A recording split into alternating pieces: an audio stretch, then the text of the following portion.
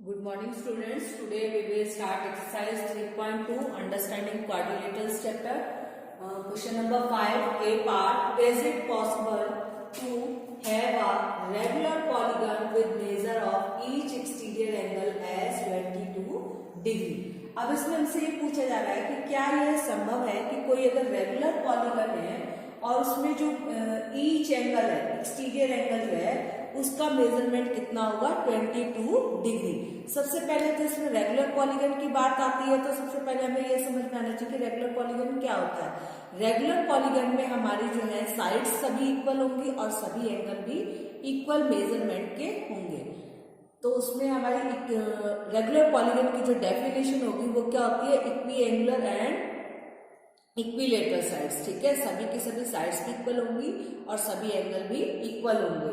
दूसरा इसमें क्या है हमारा, अब उसने ये कहा है कि एक्सटीरियर एंगल्स जो है इसका ईच एक्सटीरियर एंगल की मेजरमेंट कितनी होनी चाहिए 22 degree.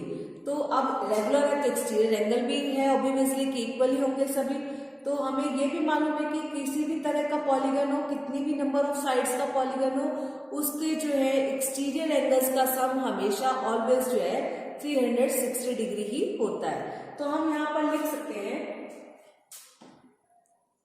we know that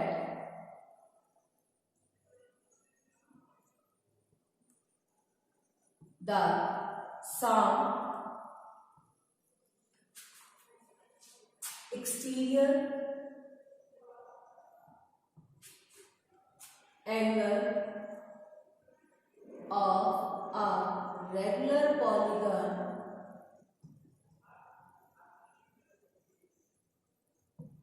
is 360 degree. अब 360 डिग्री होता है, ईच एंगल 22 डिग्री की बात की जा रही है, तो वो ये पूछना चाह रहा है कि क्या 22 डिग्री एंगल होगा या नहीं होगा। तो उसको चेक करने के लिए हमारे पास क्या है कि अगर उसका ईच एंगल की मेजरमेंट 22 डिग्री है तो वो 360 डिग्री को कंप्लीटली डिवाइड करने के बाद नंबर ऑफ साइड्स हमारे पास कंप्लीट एक नंबर आएगा, होल नंबर आएगा, जिससे कि ये क्लियर हो जाएगा कि ये रेगुलर पॉलीगन की जो है ईच एक्सटीरियर एंगल की जो है मेजरमेंट 22 डिग्री होगी। अगर हमारे पास कोई होल नंबर नहीं आता है, डेसिमल में वैल्यू आती है, तो इसका मतलब ये किसी भी रेगुलर पॉलीगन का एक्सटीरियर एंगल नहीं। ठीक है, वो यही पूछ रहा है कि इज इट पॉसिबल, हमें यही बताना है कि पॉसिबल है या नहीं। तो वही हम चेक करेंगे अब यहाँ पर। तो हम क्या लिखेंगे, यहाँ पर लिखेंगे the number of sides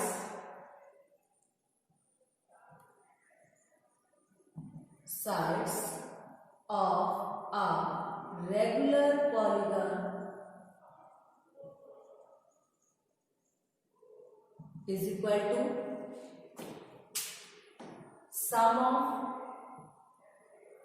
exterior angle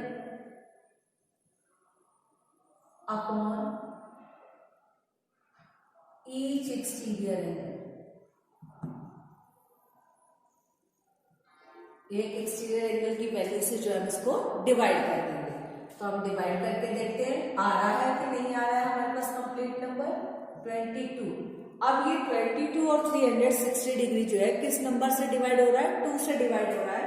तो हम 2 से डिवाइड करेंगे इसको, 2 1 जा 2, 2 1 जा 2, फिर यहाँ भी करेंगे 2 1 जा 2, 2 8 जा 60, 0 एज इट इज। अब 180 और अपॉन में 11 आ गया।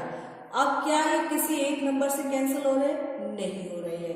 अब हम क्या करेंगे, 180 को 11 से डिवाइड करते हैं और देखते हैं कि क्या क्वेश्चन में हमारे पास एक होल नंबर आता है या नहीं आता है। तो हम यहाँ रफ वर्ड्स में डिवाइड करके देखेंगे, 180 अंदर रखेंगे, 11 बाहर लिखेंगे।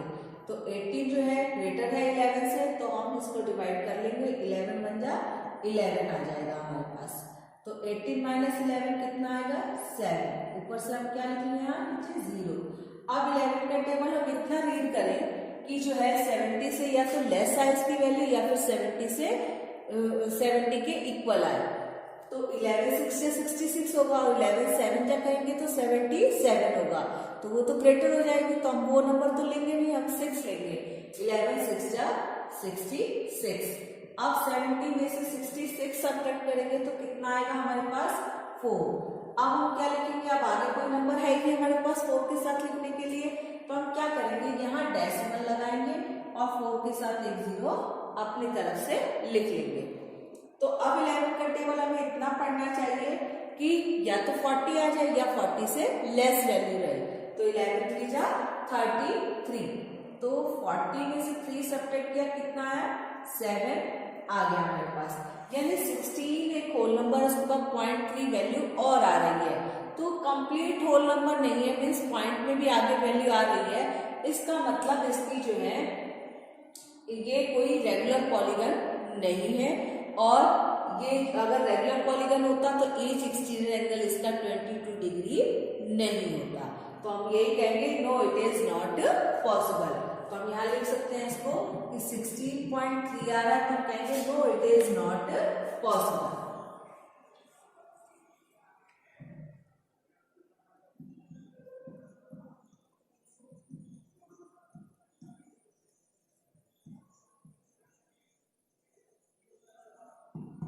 ठीक है, नेक्स्ट क्वेश्चन हमारा आता है B, can it be an interior angle of a regular polygon why. अब वो कह रहे हैं कि क्या यही एंगल जो है क्या इंटीरियर एंगल हो सकता है उस पॉलीगन का, और हो सकता है तो क्यों हो सकता है, ये हमें बताना है। तो इसके लिए हम क्या करेंगे, can it be an interior angle of a regular polygon. अब हमने एक जनरल फॉर्मूला किया था 3.1 एक्सरसाइज में कि किसी भी तरह का पॉलीगन हो, मीन्स उसकी कितनी भी नंबर ऑफ साइड्स हो, तो उसके सभी एंगल्स का सम फाइंड करने के लिए एक जनरल फॉर्मूला हमने किया था n-2 मल्टीप्लाई 180 डिग्री किया था। ठीक है, वो total sum of all polygons का हो गया, total interior angles of A polygon. ठीक है, अब इसमें हमें दे दिया कि यही वाला क्या होगा इंटीरियर एंगल, इससे हम उसको डिवाइड कर देंगे। डिवाइड करके वहां भी क्या आनी चाहिए, नंबर ऑफ साइड्स आनी चाहिए। तो वहां से हमें जो है पता लग जाएगा कि क्या यहाँ पर भी वो हमें कंप्लीट नंबर देगा या नहीं देगा। अगर कंप्लीट नंबर देगा तो फिर हम कह देंगे कि हाँ ये इंटीरियर एंगल हो सकता है। तो हम इसको चेक करते हैं, इसको भी, तो इसको भी हम चेक करेंगे उसी फॉर्मूले से हम क्या लिखेंगे सॉल्यूशन में, क्योंकि अब इंटीरियर एंगल की बात की जा रही है। तो इंटीरियर एंगल का फॉर्मूला क्या होता है, हम लिखेंगे we know that the sum of interior angles of a regular polygon, या ओनली पॉलीगन लिखते हैं, रेगुलर पॉलीगन की जरूरत नहीं है, सिर्फ हम पॉलीगन, क्योंकि वो सभी के लिए होता है। एंगल्स ऑफ ए पॉलीगन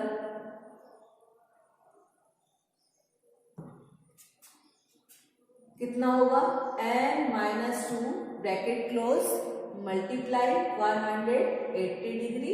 ठीक है, अब इसको हमें मालूम नहीं कितनी नंबर ऑफ साइड्स है इस पॉलीगन की, हम एक जनरल तौर पे ले लेते हैं कि ये भी क्या नंबर ऑफ साइड्स को शो कर रहा है।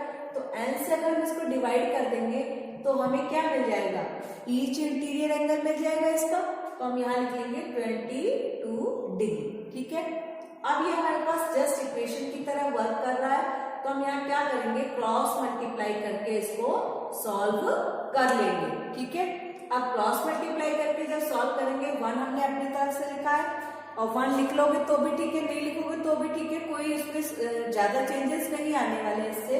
तो हम क्या लिख रहे हैं, n-2 मल्टीप्लाई 180 डिग्री, क्योंकि 1 से मल्टीप्लाई करेंगे तो एज इट इज वैल्यू आने वाली है, और 22 का मल्टीप्लाई हम किससे करेंगे, n से करेंगे। ठीक है, अब हमें क्या करना है, इस n का मल्टीप्लाई 180 से भी होगा, 2 का मल्टीप्लाई भी 180 से होगा। ठीक है, इस तरह से।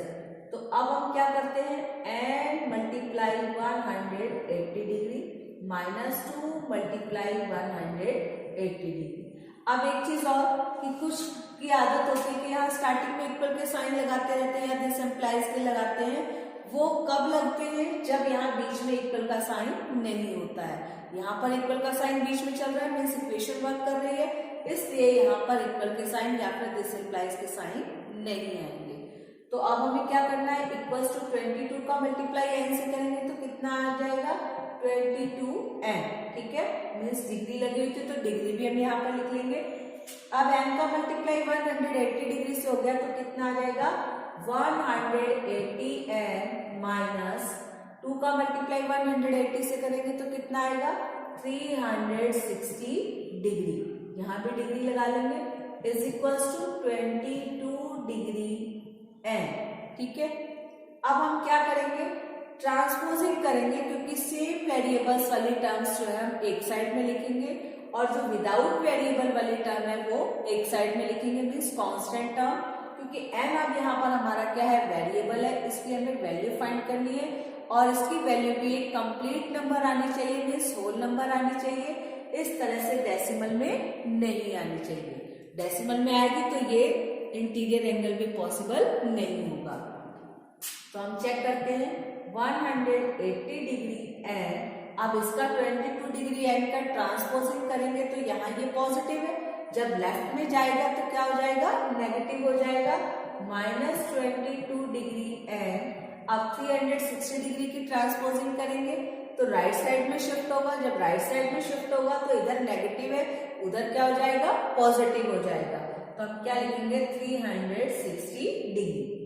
अब 180 डिग्री एन में से हम क्या सब्ट्रैक्ट करेंगे, 22 डिग्री एन सब्ट्रैक्ट करेंगे तो हमारे पास कितना आएगा, 0 स्मॉलर नंबर है 2 से, तो 0 8 से कैरी लेगा, कितना हो जाएगा 10, 10 माइनस 2 कितना हो जाएगा 8, फिर ये 7 रह जाएगा, 7 में से 2 गया 5 और 1, ठीक है, हमारे पास 158 डिग्री एन आ जाएगा, इज इक्वल्स टू 360 डिग्री। ठीक है, नेक्स्ट टाइम फिर हम क्या करेंगे, एन अब यही रहेगा, अब एन के साथ 158 मल्टीप्लीकेशन में लिखा हुआ है तो ये कहाँ आएगा, 360 डिग्री के अपॉन में आएगा, तो हम यहाँ क्या लिखेंगे 360 डिग्री अपॉन 158 डिग्री। ठीक है, अब हम चेक करते हैं कि क्या दोनों नंबर किसी एक नंबर से कैंसिल हो रहे हैं या नहीं, तो करते हैं, 2 से कैंसिल हो रहे हैं, ठीक है, 3 से नहीं होंगे आगे, तो हम इसको पहले 2 से ही करते हैं, 2 1 जा 2, 2 8 जा 16, 0 एज इट इज, 2 7 जा 14, 2 9 जा 18, हमारे पास कितना आ गया, एन की वैल्यू आ गई हमारे पास 180 डिग्री अपॉन 79 डिग्री, या ठीक है। अब इसमें भी क्या, ये दोनों नंबर किसी एक नंबर से कैंसिल हो रहे हैं, अगर कैंसिल नहीं हो रहे हैं तो हम क्या करेंगे, इसको डिवाइड करके देखेंगे अलग से, जैसे हमने पिछले क्वेश्चन में मीन्स ए पार्ट में डिवाइड करके देखा था, इसको भी कर लेते हैं। यहाँ पर 180 डिग्री अंदर लिखेंगे, क्योंकि ऊपर है, न्यूमरेटर को हमेशा अंदर रखते हैं और डिनोमिनेटर से डिवाइड करते हैं, तो 79 डिग्री बाहर रखेंगे। अब 79 is greater than 18, so we will conclude the 3 digits, तो हम तीनों ही नंबर्स को जो है एक साथ लेंगे, ठीक है। तो 79 का टेबल हमें इतना रीड करना है कि या तो 180 आ जाए हमारे पास, या 180 से लेस रहे वैल्यू, तो हम क्या पढ़ेंगे इसमें, 2 तक जाएगा, 2 9 जा 80 एंड 2 7 जा 14 एंड 158, तो ये आ जाएगा हमारे पास, 2 पे करेंगे, 2 9 जा 80 एंड 2 7 जा 14 एंड 158 आ जाएगा हमारे पास, ठीक है। अगर हम 3 से करते हैं तो देखो कितनी वैल्यू आती है हमारे पास, 3 से करने पे 3 9 जा 27, 2 कैरी 3 7 जा 21 एंड 2 23, तो ये ग्रेटर हो जाएगा, तो इस नंबर को हमें नहीं लेना है, हम 2 पर ही डिवाइड करेंगे इसको, तो हमारे पास क्या आ जाएगा, सब्ट्रैक्ट करने के बाद 10 में से 2 गया, सॉरी 10 में से 8 गया 2 आ जाएगा, 7 में से 5 गया 2, ठीक है, फिर अब 22 फिर लेस देन 79 से, तो हम यहाँ क्या करेंगे, यहाँ पर डेसिमल आ जाएगा और यहाँ पर हम 0 अपनी तरफ से लिख लेंगे, तो क्या अब ये 3 से फिर से डिवाइड होगा, नहीं होगा, क्योंकि अभी अभी हमने करके देखा था वो वैल्यू भी इससे ग्रेटर आएगी, मीन्स ये फिर से 2 से डिवाइड होगा, तो ये 158 ही आएगा। तो अब ये भी वैल्यू देखो कंप्लीट नंबर नहीं आ रही, क्या आ रही है, 2.2 आ रही है, तो क्या इस तरह से नंबर ऑफ साइड्स होती है, नहीं होती ना, कंप्लीट नंबर आना चाहिए, तो इसका मतलब ये इंटीरियर एंगल भी पॉसिबल नहीं है कि कोई रेगुलर पॉलीगन, तो इससे दोनों ही क्वेश्चन, फिफ्थ क्वेश्चन के दोनों पार्ट्स को करने से क्या कंक्लूजन निकला कि जो है इस तरह का कोई रेगुलर पॉलीगन है ही नहीं जिसका एक्सटीरियर एंगल 22 डिग्री हो या फिर इंटीरियर एंगल 22 डिग्री हो। तो हम यहाँ पर राइट कर सकते हैं it can not be possible. It cannot be possible because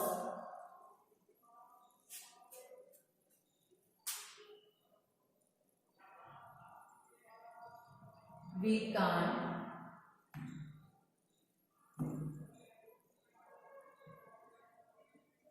get a whole number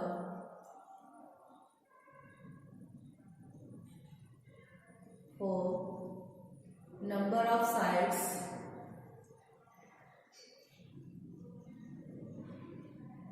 of a regular polygon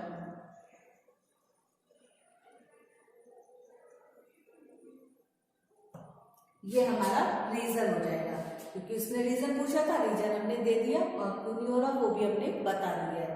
और next question we will discuss in the next video.